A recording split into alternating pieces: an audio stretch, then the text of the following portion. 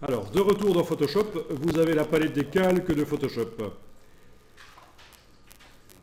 Donc, on est d'accord, cette image contient trop de pixels pour que la vectorisation soit vraiment fluide dans Illustrator. On va diminuer le nombre de pixels de cette image.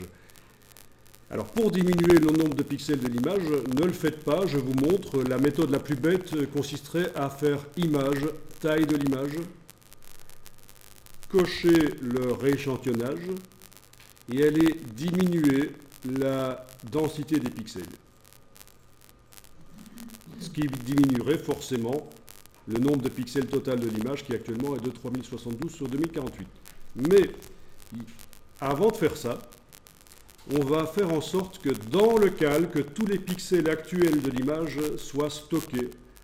Et pour faire ça, ça vous le faites. Vous faites un clic droit à droite du mot arrière-plan, un clic droit à droite du mot arrière-plan et vous dites que vous convertissez le calque en objet dynamique. Convertir en objet dynamique, ça veut dire que tous les pixels du calque sont allés dans la vignette. Bon, et à partir de là, je vais faire l'opération que tout le monde ferait s'il voulait diminuer le nombre de pixels dans l'image. C'est image, taille de l'image.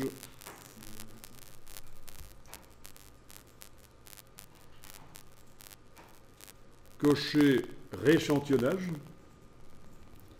et diminuer la densité des pixels. Donc à la place de 520, je peux passer à 200 par exemple, et ça me fait une image de 1100 pixels sur 787. 1181 sur 787. D'accord? Vous cliquez sur OK. Et vous avez donc diminué le nombre de pixels de l'image. Si vous zoomez, vous allez voir qu'il y a moins de détails. Et on voit plus vite apparaître les pixels quand on zoome.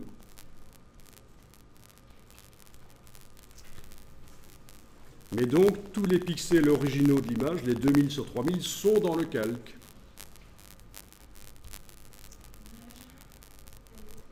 Bon, ben la preuve, on va faire l'expérience. Vous allez dans Image, taille de l'image, essayez de mettre quelque chose comme 20.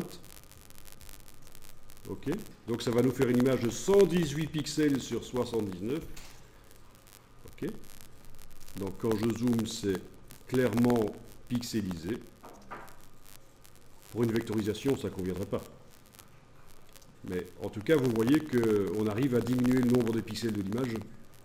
On est passé à 118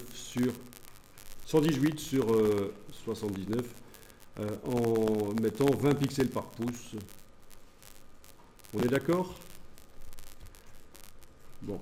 Si vous n'aviez pas mis au préalable l'image dans un objet dynamique, le calque dans un objet dynamique, eh bien, ce serait foutu pour récupérer les détails. Mais maintenant, étant donné que tous les pixels originaux sont dans le calque, vous pouvez très bien remonter, ce n'est pas un problème.